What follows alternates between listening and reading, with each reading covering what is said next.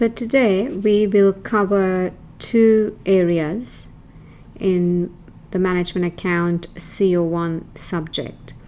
One would be the service costing and the other is the investment appraisal.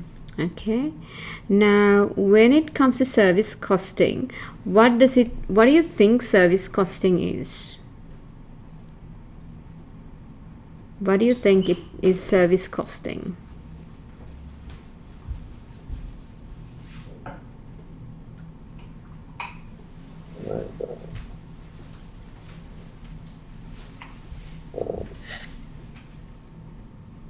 Cost structure of a service. Yeah, and it is actually used by like yes, or insurance company. correct. Yeah, and it is. I mean, when it comes to producing an item, right? A unit in the form of manufacturing something, it becomes quite easy, isn't it, to carry out the costing, right? Because you have raw material, you have certain activities that you need to do, and then you're able to cost it, and you're also able to kind of see where the extra cost is going and how to reduce it and so on. But when it comes to service organization, it becomes quite difficult, right? Because there is a unique concept to service organizations, right? Because they don't sell tangible goods, right? So what are some of the key characteristics of tangible and intangible goods? Intangible, what does intangible goods mean? What do you think? Services. Intangible goods? Like non-physical item. Yeah, we can't actually touch yeah. and feel it, right? Unlike the manufacturing, like the products, which is tangible. In this case, it is intangible, and even, for example, a lecture like this, it's intangible, correct? Because the same subject I can deliver, same topic I can deliver it now to you, and if I'm to deliver the same thing in another hour's time, it will be something different. I can't reproduce this identical thing, right? And also, and it's the same thing with something like it becomes very difficult. You can't reproduce it, and you can't touch and feel it as well, right? So these are intangible products, and it is like it says, difficult to establish a measure and cost of unit. Okay, and the most difficult thing in this case is how can we carry out the costing related to it, right? Now, characteristics of this is specific characteristics of the service are intangibility, that means I can't touch it. Simultaneity, that means as I deliver, you receive it, correct? As I deliver, you receive it. There is no delay in it. Yeah. Perishability, again, as I deliver, it's finished, right? What is heterogeneity? What do you think? What do you think? It varies, like I mentioned. Yes, it is. You can see exact service received will vary each time, right? It'll vary. What I give you, the same topic can vary. Yeah. So there are key 4 characteristics you have to remember. Okay. Intangibility, simultaneity, perishability, heterogeneity. Okay. So these are the key characteristics. They may ask you questions on, they will give what are the key characteristics of a service service product, right? And they may mix with others as well and have these 1 or 2 of these. Okay. Now, how are we going to do this cost units and service costing? Right? Now, what it's saying, the main problem with service costing is being able to define a realistic cost unit that represents a suitable measure of service provided.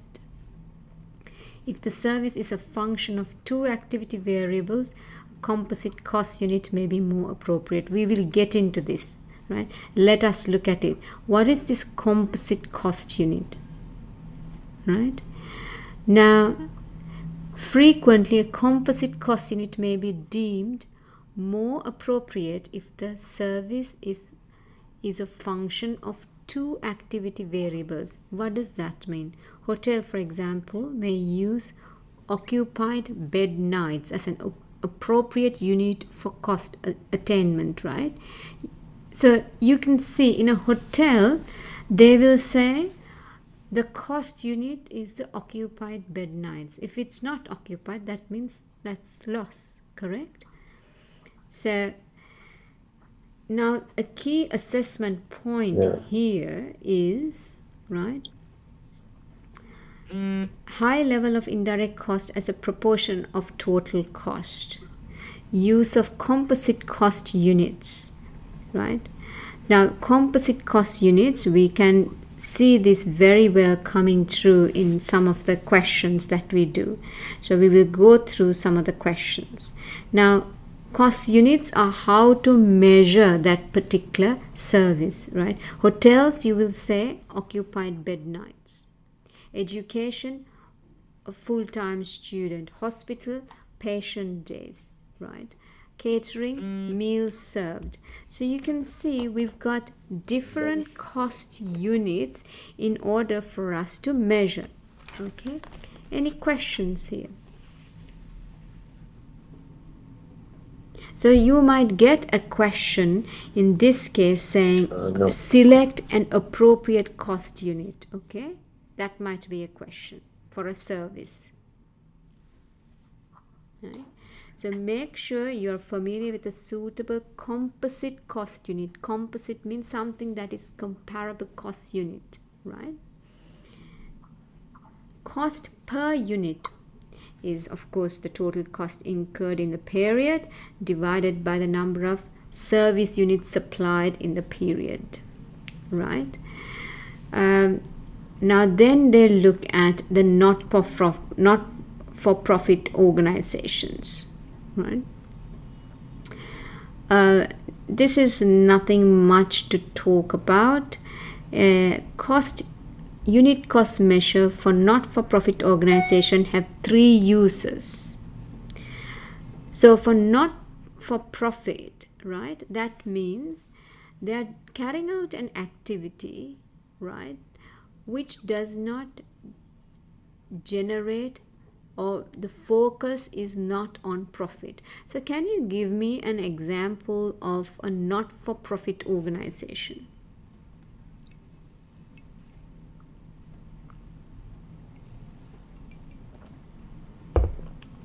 What do you think? Give me an example.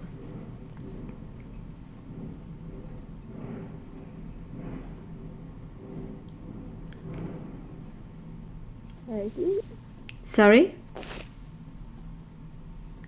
Sorry, what is it, Noor? Charity?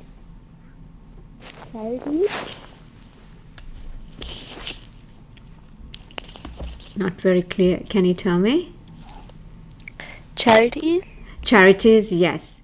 Let's say in a charity, what is their main goal? Let's pick up a charity. Okay, let's go through this. Let's pick up a charity. What's a charity that you support? The Red Cross, maybe? Right. So in the Red Cross, what does a Red Cross do? Oh, it tries to help people. What do they do? The Red Cross. As an organization, what do they do?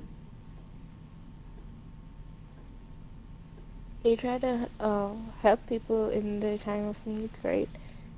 Try to give out aid and stuff like that. Mm-hmm. So, anything else that Syed thinks of? Any charitable organization or any NGO, non-profit?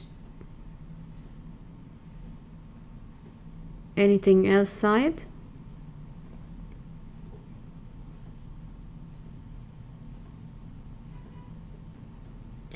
Red Cross is one.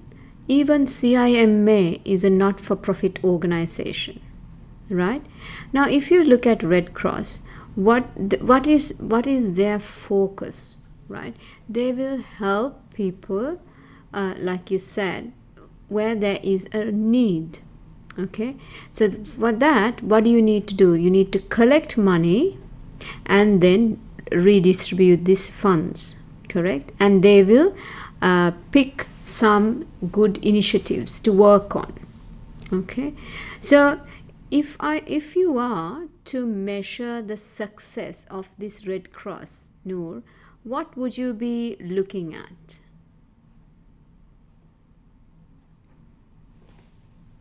The number of people helped. Yes, the number of how effectively they collected the funds, right? How efficient were they collecting these funds? How much did they collect, correct? And what else? Is it how much? Is it how much they collected, or is it how much they gave back? So how are they getting money? The first thing is, now to Red Cross, how does Red Cross get money? People have to donate, correct? To other people. Exactly. Yeah. So first thing is, how does this organization get money? It might be through fundraisers, it may be through other people donating, maybe through corporates, right? So one way of measuring their success is to see how much and how effectively, efficiently this company has collected money, correct?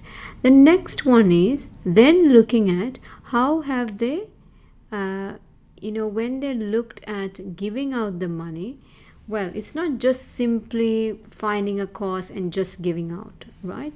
You need to be very selective of the cause and then see how you have how you are distributing this money, how effectively, and also the benefit realization, correct? How the benefits are tracked. Yeah. Now all this time I'm not looking at, well, how much money have they made as a profit, because that is not my goal, right? Profitability in this particular organization is not the goal. Now what about CIMA? What do you think? It's a not-for-profit organization. What do you think that their goal is?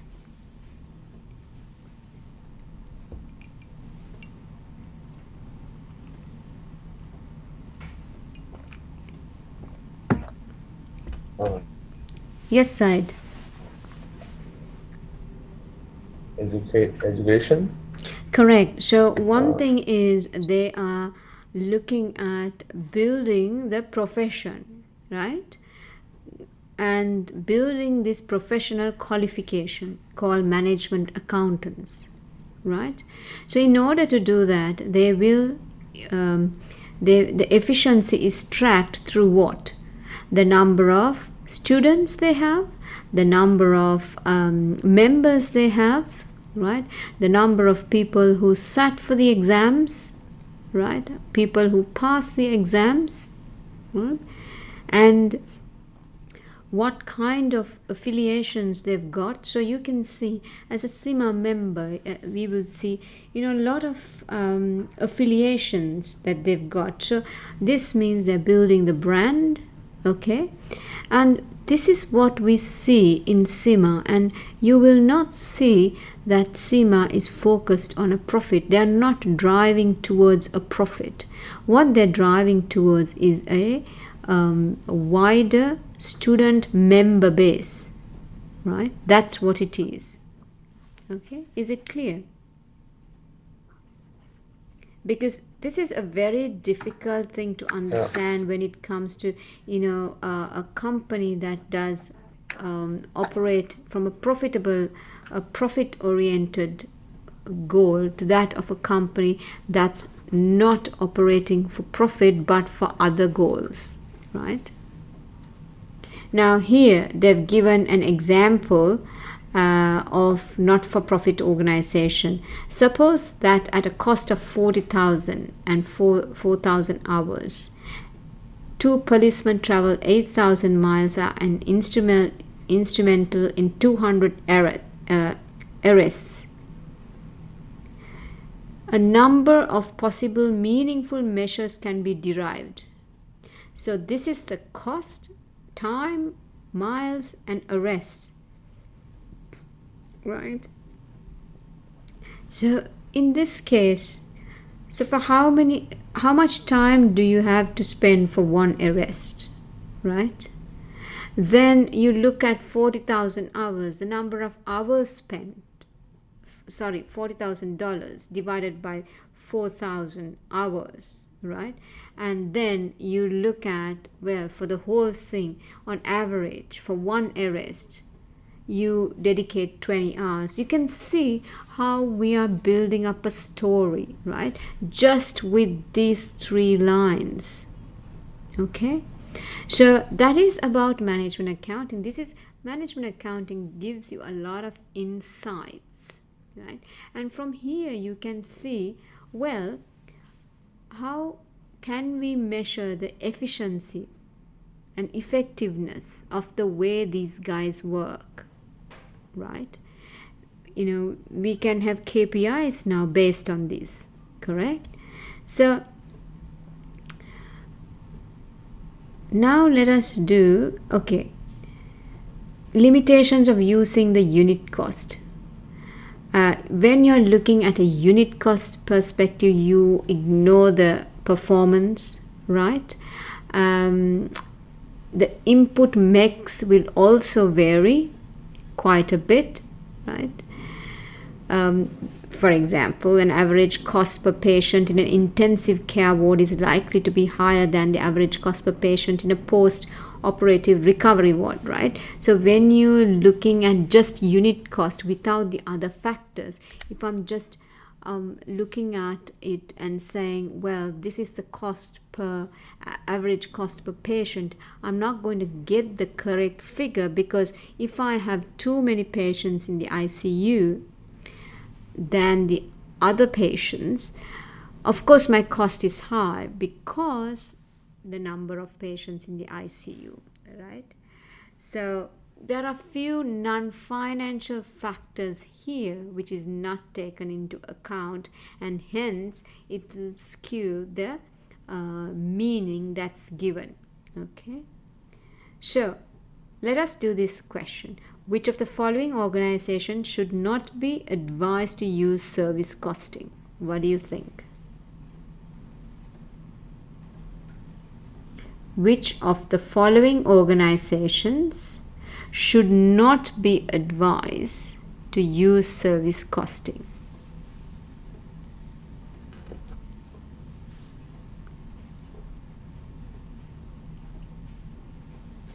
Clothing company. What about you, Said?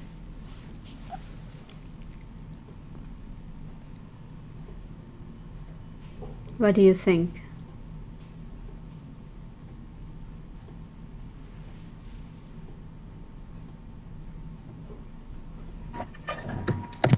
Yeah, clothing company. Good place. Okay, so D, right? So which is right. All of the activities would use service costing except the clothing manufacturing. Okay. Now this is an interesting one. An example: costing an educational establishment. How do you cost the educational establishment, right? So I'm just gonna put you on mute.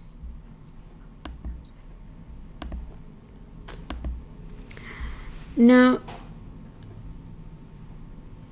if you're running an institute, right, total occupation cost is 1.5 million. right? And faculty, you will say how much square meters. Teacher departments, the square meters. Administrative, central services. So if you look at the administrative management cost is 1.7 million, right? And the indirect cost, like for example the rent rates, etc., will be based on the occupancy cost, right? And then you look at faculty cost. You get the direct and indirect cost. Teacher department, direct and indirect cost, okay, similar to that of central services, right? And if you look at in here, this is how they carry out the estimated external cost of service provisions are. In this way they have calculated, right? And additional data relating to the degree courses is as follows: number of graduates, so on and so forth, apportionment of costs as a percentage of total cost. They've given a lot of information and said calculate the average cost per undergraduate for the year ended 20x3. Now, the cost would be all of this, correct? All of this. And then you look at number of undergraduates, right? Because they're saying calculate the average cost per undergraduate. Then calculate the average cost per undergraduate for each of the degrees in business studies, mechanical, catering. Okay, so let us see how they did it. Total cost of the university, how much is it? Occupancy, they've given all this. Then you look at number of graduate students, undergraduates, how much is this, right? Because it is given in our, it would be given in our sum, right? So if we have 2,500 undergraduates, that's what is stated, right? So I'm just trying, yeah. And they've stated here 2,500, yeah. And then you see average cost per undergraduate for the year is 4,200. So just simply taking all the costs, dividing by the number of undergraduates. Average cost per undergraduate for each course, right, for business, mechanical and catering studies. And you see there is some workings here as well. So this is a little bit of complicated workings, but you will not get such a big sum, right? But here what they're trying to do is to explain the concepts, okay? And let me go into okay, can you see this? Briefly describe cost units that are appropriate to a transport business. What are the cost units appropriate for a transport business? What do you think?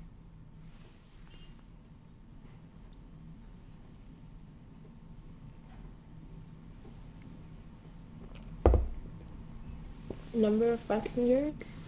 Number of passengers, cost units, okay.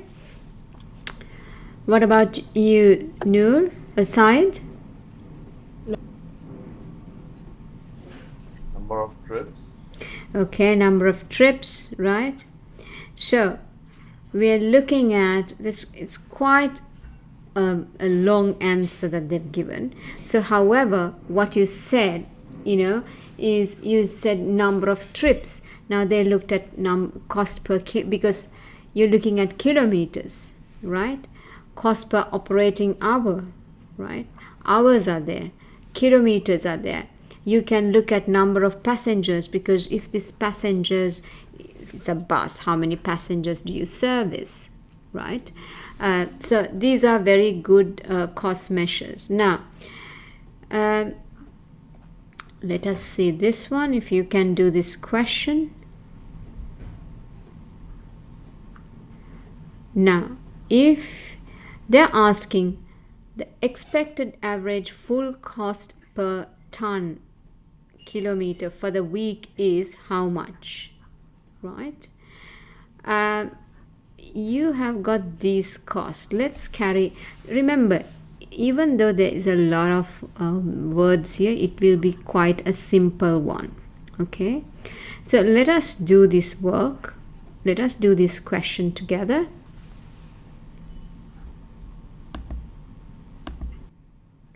So if we look at the answer, how we're gonna do that is they calculated the expected ton per kilometer, but they worked out the variable cost.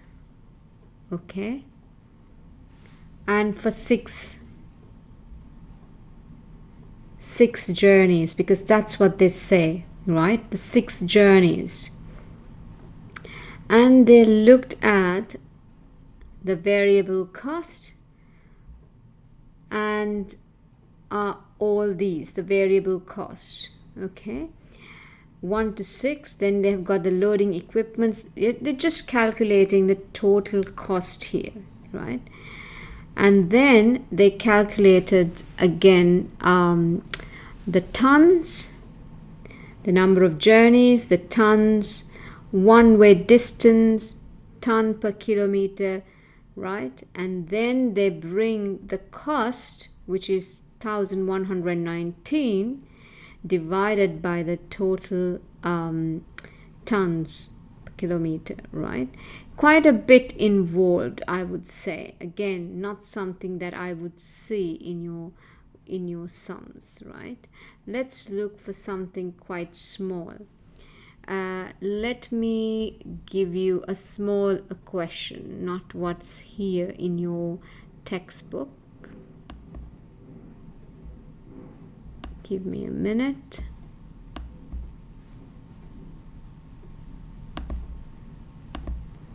Right, let us start this. And let me share my screen with you. And here you go. These are some of the questions that typical questions that you may get. And I would like you to attempt the questions 1 and 2, and then we will immediately go into the answers. I'll give you 2 minutes to do this. Right, now let us say what answers that you have selected. Okay, let's start with Noor. Noor, what did you select? This one? A. Okay, what about you, Said?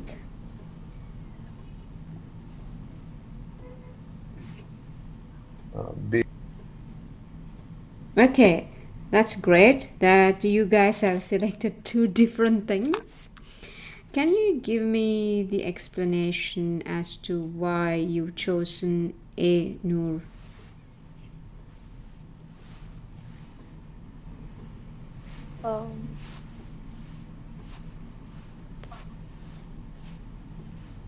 What is the logic? Because it's hard to have direct costs for a service organization. Right, okay. So in the second one is B, which is 1 and 2, which is high level of indirect costs as a proportion of total cost and use of composite cost units, right? Now, what are they asking? State which of the following are characteristics of service costing, right? They're asking what are the characteristics of service costing, right? So any reason why you did not choose C, side?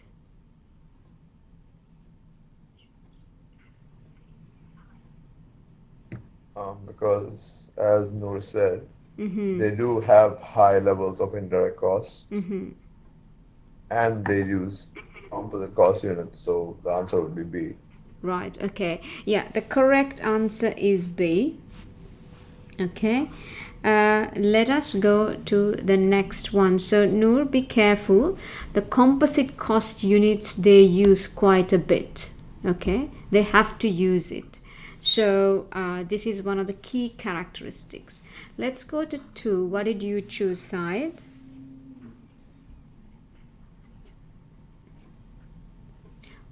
The question is which of the following would be C. appropriate cost units for a transport business, right? What about you, Noor? What did you select? The side says C. What about you? C as well. And what is the logic behind C? Because in C they're selecting 1 and 3, which is cost per ton kilometer and maintenance cost for each vehicle per kilometer. Why not fixed cost per kilometer? Why didn't you choose that?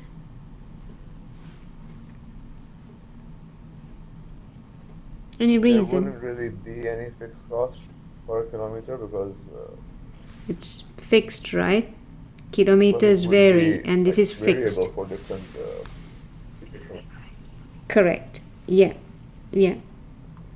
Yeah.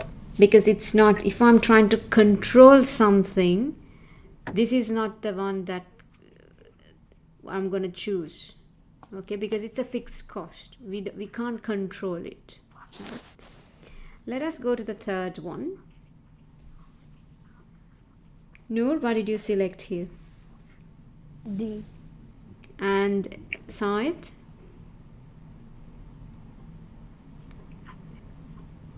Also B. Yes, correct. Yeah. And the fourth one? A.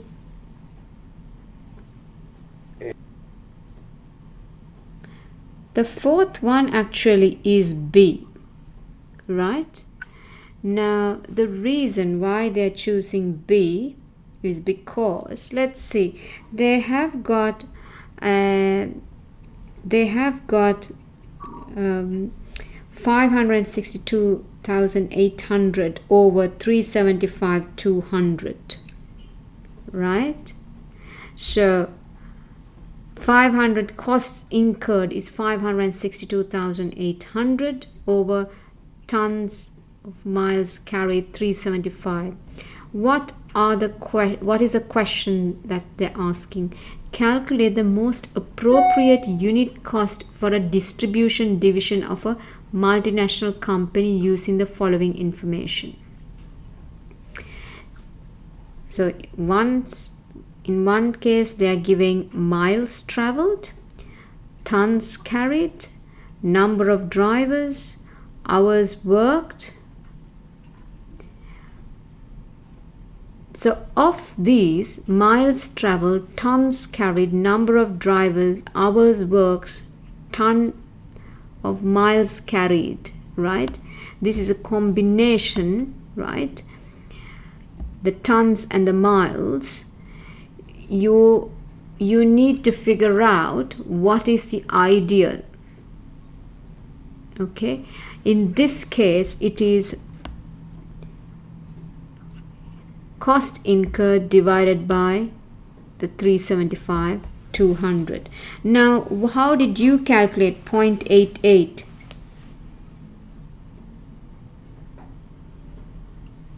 I just used miles traveled. Any reason cost. why you didn't choose this other one, ton miles? Any reason?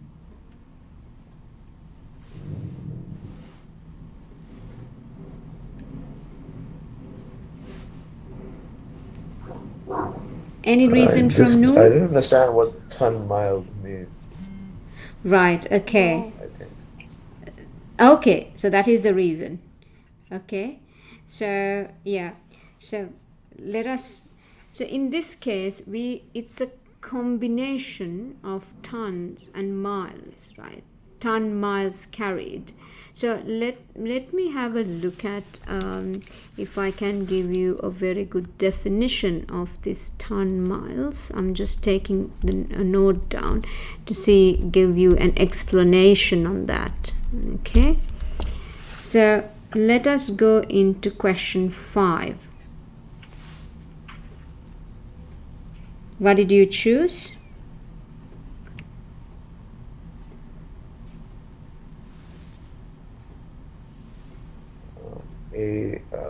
The first one, the second one, and the third one. What about you, Noor? Yeah, the same. Okay, good. And the 6th? Which of the following would be appropriate cost unit for a private taxi company? The fuel cost per kilometer Mm-hmm. and the vehicle cost per passenger kilometer. Right, and? Yeah. And there's The last also one. That's what I said. maintenance cost per vehicle. Maintenance cost, Okay, so anything to do with fixed you will not touch. 7th one?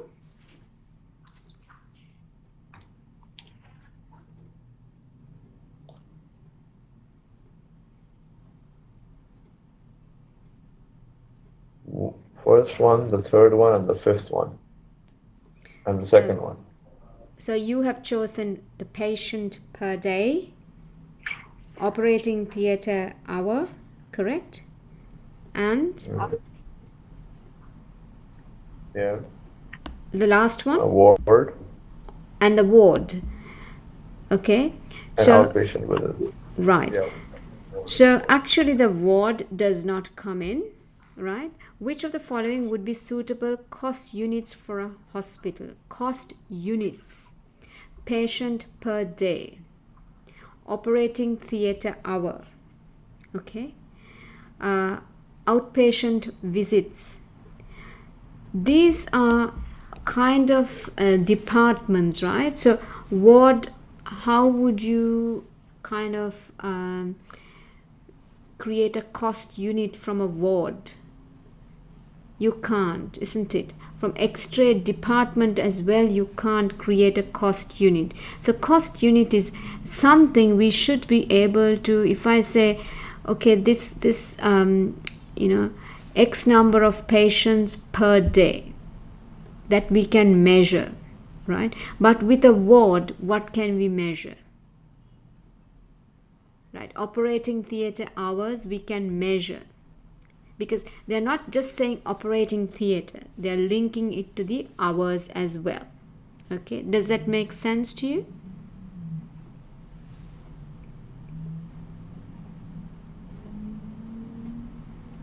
Noor, is that clear? Yeah. Okay, then let us go into the 8th one. What is A and what is B?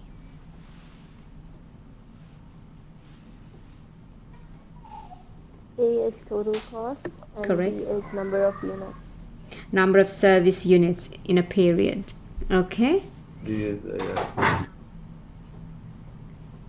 and the 9th one?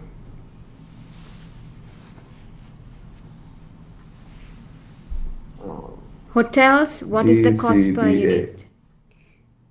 DCBA. Yeah, is that what you said?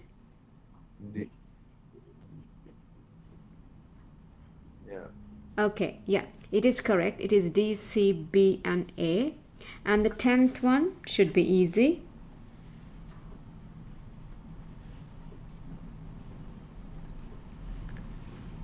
What are the specific High 4 indirect characteristics? cost is proportion to total cost. High indirect costs. No, it's 4 specific characteristics. We spoke about it right at the beginning. We said, Intangibility, yeah.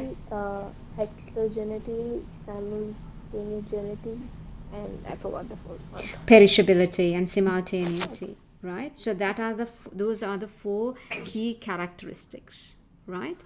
So what I'm gonna do is put up some more questions on this in your Dropbox, right? And now I would like to go into investment appraisals. Okay, so that's what I want to be doing right now. Let me quickly jump into that investment appraisal. What do you know about investment appraisal? Anything?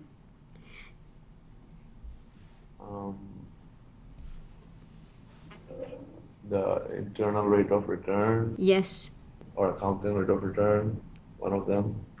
Internal rate of return you have, Net then you present value and correct. the payback period. Yeah. Okay. So we know some parts of it, which is good. So what it is with decision making and investment appraisals, right? So we are, in this case, we deal with cash flows, future cash flows, right? And when we are dealing with cash flows, there are inherent problems. What are these inherent problems? Because it's future cash flows, so there is a lot of probabilities, right? We don't know a lot of things, so we really can't make a decision purely on the NPV or the investment appraiser. There are financial and non-financial factors we need to consider as well. Just by using this investment appraisal method, you shouldn't recommend a particular course of action. Right? That's one of the key things.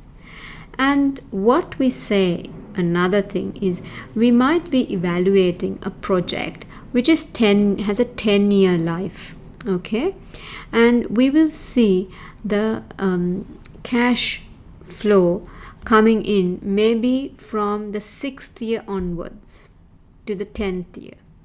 And another project we are evaluating, and in this case we will see the cash flows from the beginning of the, like from the 2nd year onwards till the 7th, and then it finishes off, right? So in this case, just even without discounting it, what is your preferred project? Project A, which has cash flows generating from, like, say 7th to 10th year, or do you prefer something that you get the cash flow right at the beginning but ends around 5th or 6th year? What's your preference? Any ideas?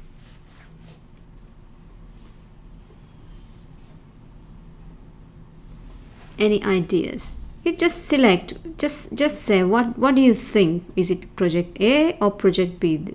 And I will give you a logic behind this. Noor, select one. Project B. Right. Project B is what? Something that we get the cash right and upfront, like at the beginning of the years, right? Generally, a project, when it comes to receiving money, we always like to receive money at the beginning, right? So projects that have upfront, the first few years, it has money coming in, we prefer things like that because of the risk. The later the cash, the latter parts of the years, we're saying, we really don't know whether we will get this money, and there is a lot of risks. Now, discounting factor is used in order to discount the cash flow to present value. That means what we are going to be getting from year 1 to 10, we will bring it to the current value. And when you look at the present value tables, when you just look at them, right, you will see, let us say, a discounting or interest of 10%. The 10% year 1 is far less than that of the year 10. The reason is, year 10 we're going to discount it at a greater level, because in order to compensate for the risk. Okay, so with the net investment appraisal, what we're trying to do, basically the logic is, I have cash flows for a number of years, then I have a discounting factor. This discounting factor, I'm going to use it, right? It could be 5, 10, 15 based on the risk of the project. Okay, and based on that, I'm going to look at my tables, discounting factor tables, and then apply the factors for the next 10 years, and then I will discount my cash flows and arrive at a net present value. We will do this in questions, so that don't worry about it. It's not all that complicated. Okay, so all relevant costs I'm going to take. Okay, all the relevant cost. I'm not bothered about the sunk cost, if there is anything. Sunk cost is something that was paid for before. They may talk to you about this, but ignore it, right? Relevant cost is a cost that is incurred incrementally, right, as a result of a possible future course of action, right? And it's something which would never be incurred if we do not take that course of action.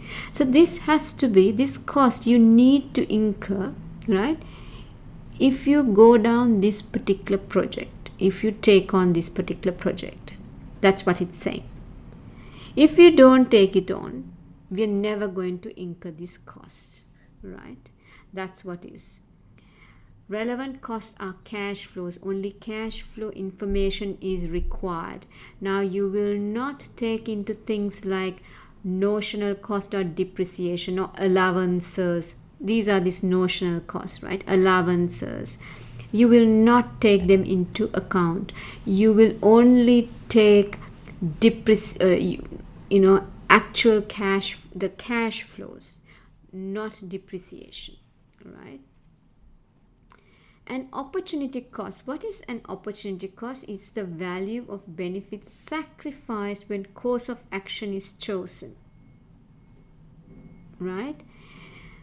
So what we're saying is opportunity costs we consider, right? Let us look into this question. Suppose that there are 3 options, A, B, C. Only one of it can be chosen. The net profit from each would be 80, 100 and 70, right? Since only one option can be selected, option B would be chosen because it offers the greatest benefit, correct? So profit from B is 100, less opportunity costs, that is the benefit from the most profitable alternative, which is A, is 80. The differential benefit is 20. So what we're saying is we have to take into consideration what would we lose by taking on this project. We need to take that also into consideration. The decision to choose option B would not be taken simply because it offers 100, right? But also because it offers a differential profit of 20 in excess of the next best value, right? So that is another reason why we are taking it. So non-relevant variable costs. We mentioned just now the sunk cost, right? Sunk cost is not something that we're going to be taking in. Now, scrap value, right? If there is scrap value, that also depending on the scenario, we may take it or we may not take it. Okay, attributable fixed cost. Now in this case, what does it mean, right? What does it mean? Is it a directly attributable fixed cost, right? And does it mean that only if I do this activity, these fixed costs are going to get charged to this? Then we will use it, otherwise we will not. Okay, if it's a general fixed cost, we will not use it, because any which way that cost is there whether we do the project or not do the project. Okay. Again, absorbed overhead, it's a notional accounting cost, we will not consider it, right? The relevant cost of materials, the relevant cost of raw material is generally their current replacement cost, right? Unless the materials have already been purchased and would not be replaced once used, right? You need to be careful of this, because again, based on the scenario, this material, either we will take it into account or not.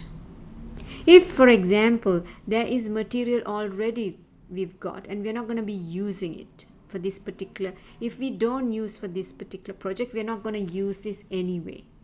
So the cost of that, we will not take it into account, because that cost is already there. Yeah? So we will not consider it. Now, let us do this question. Let us do this question. O'Reilly has been approached by a customer who would like a special job to be done for him and who is willing to pay $22,000 for it. The job would require the following materials. Material B is used regularly by O'Reilly Company, and if units B are required for this job, they would need to be replaced to meet other products in demand. Materials C and D are in inventory as a result of previous overbuying, and they have a restricted use. No other use could be found for material C. But the units of material D could be used for another job as a substitute for 300 of material E, which currently costs 5 per unit. Now tell me, what material, now when you're trying to evaluate this project, what material will you be considering? Will you consider material A?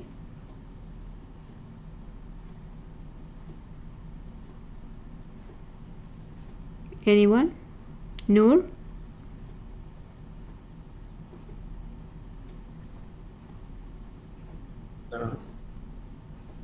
Yes.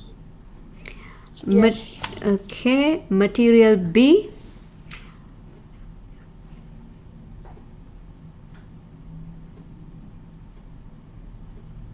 You would consider 400 units. So you will consider 400, right? Material C.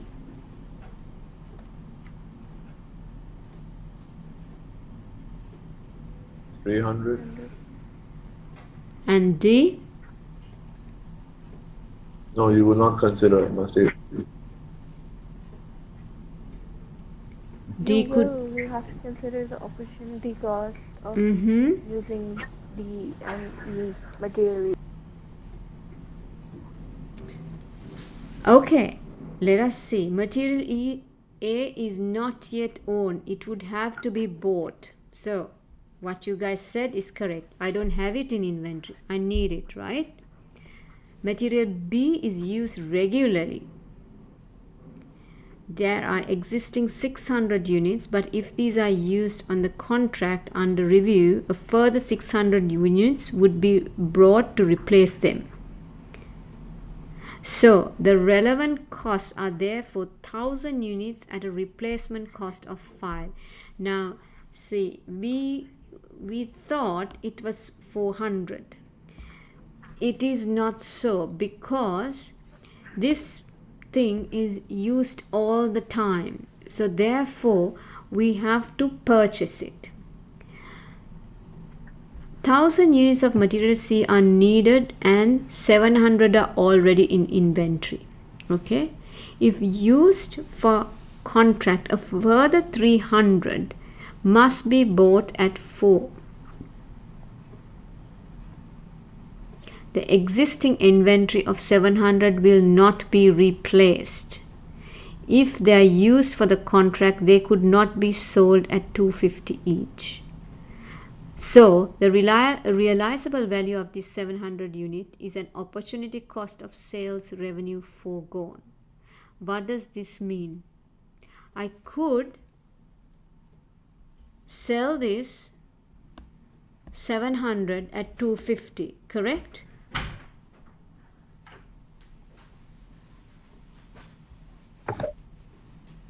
Yeah, so I'm looking at it in that angle and saying, well, Yes. I'm not getting this amount, so I will consider that. That's an opportunity cost lost, right? Opportunity cost of that sale, that's gone away. So I'm considering that. Plus, I need to buy 300 at 4. Am I right? Yeah, because I need to buy Yes. more, right? Then we talk about D in the same scenario. Required units of material D are already in inventory and will not be replaced. So, but here again there is an opportunity, correct? So, what are the relevant costs here? 6,000, material B at 5,000, right? So material C 300 at 4 plus 700 at 250, and material D at 1,500. Okay, any questions here?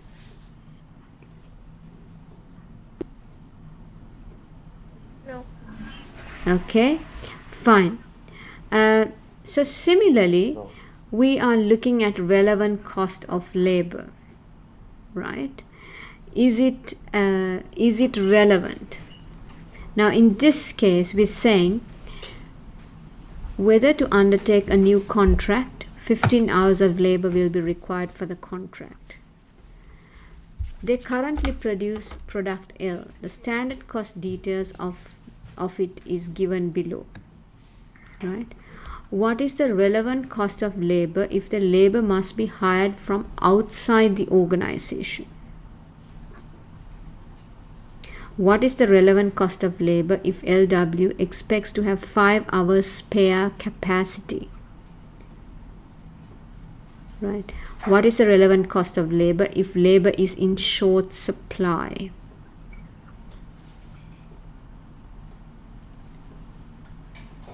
So, what do you think?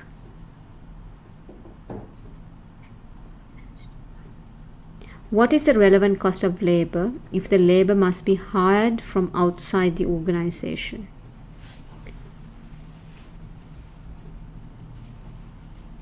What do you guys think? 30 per, Sorry?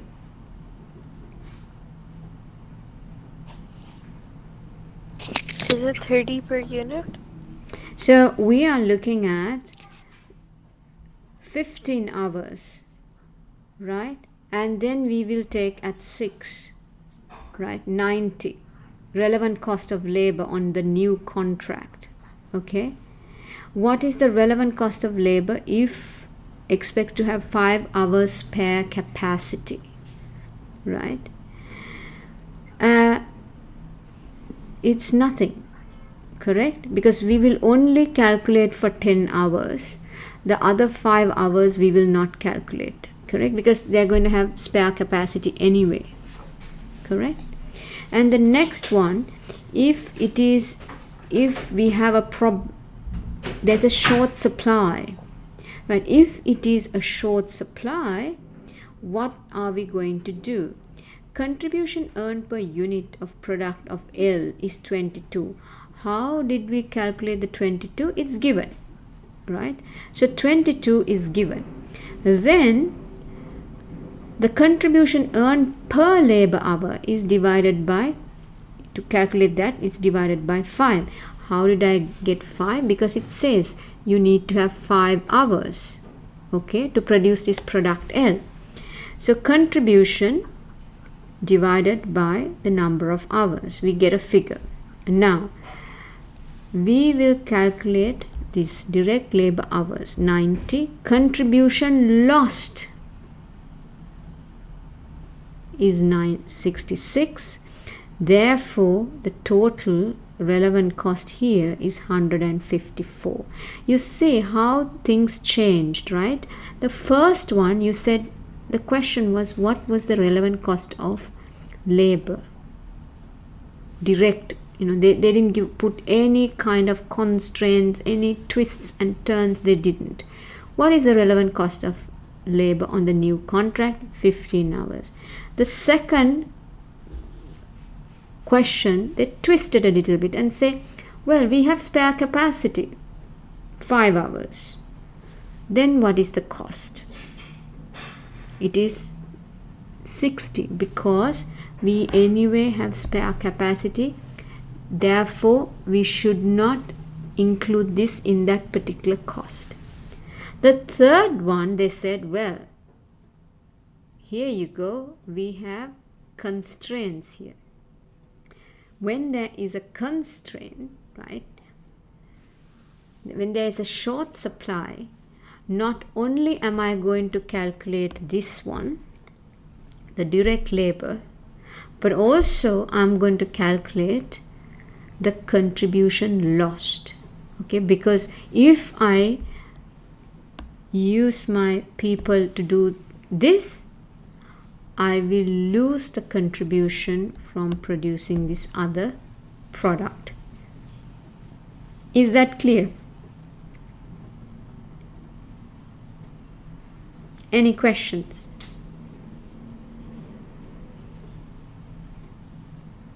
Syed, anything here?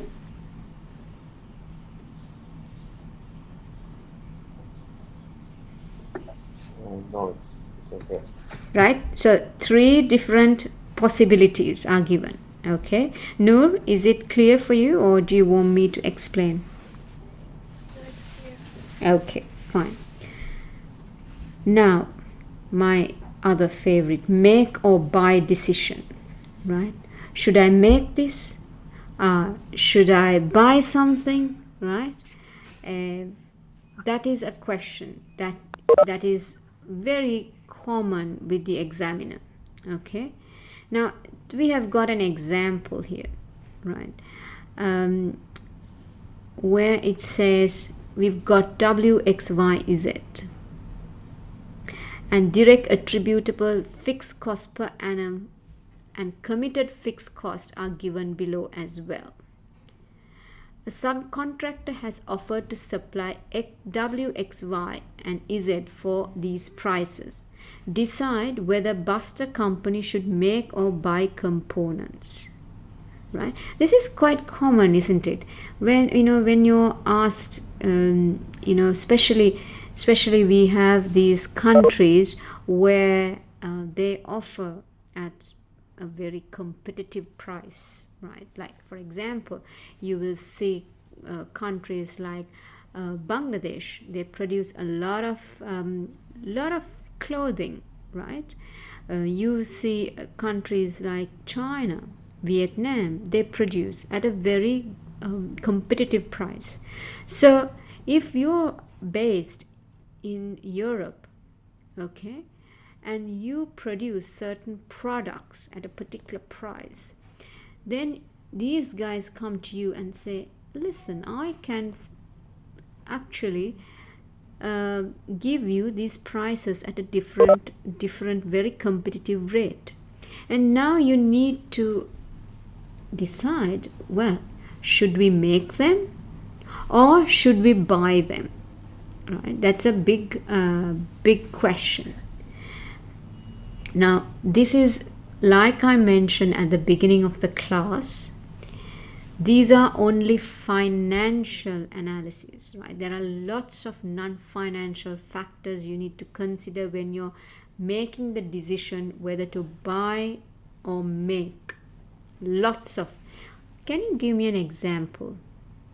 What is a non-financial factor you need to consider if you're trying to figure out, should I buy or should I make it?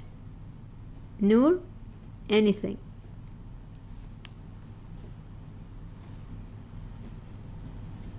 What do you think? The reputation with the old customers. Said, what do you think? If making is not your expertise, you could spend that time elsewhere. Sorry, I didn't get you.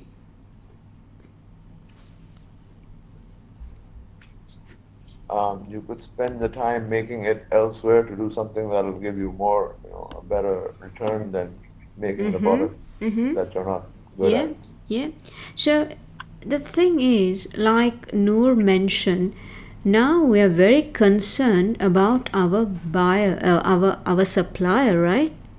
We have to be very concerned, and now you need to ensure that you have more than one supplier to produce it, because there is quite a risk by you. So basically, there is quite a risk by you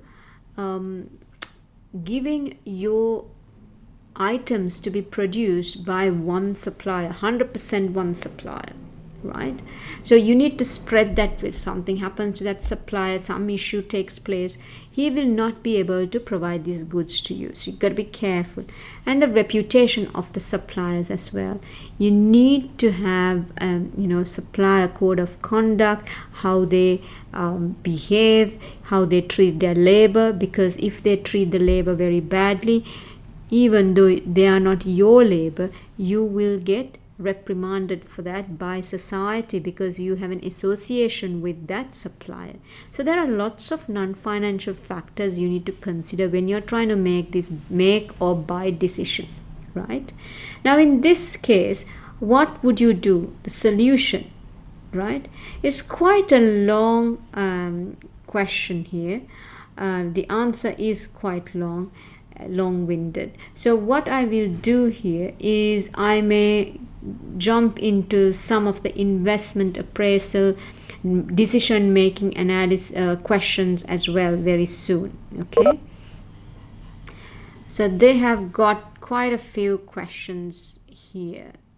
I want to go into project appraisal right today. So in this one, this is the last section I believe for you. We discussed this. What is my initial investment in this project, right? What is you need to carry out a detailed evaluation of the project, authorization, okay? Then you implement, we had to monitor the project, and post completion audit. There are clear 6 main areas of a project, right? Have you guys run any projects, any type of projects? Noor, have you run any projects? No. What about you, Said?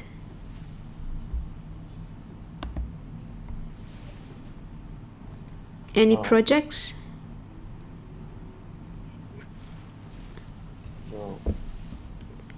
No? And we've got 2 new people who have just joined. How about you, Piyush or Rika? Any new any projects that you guys have run?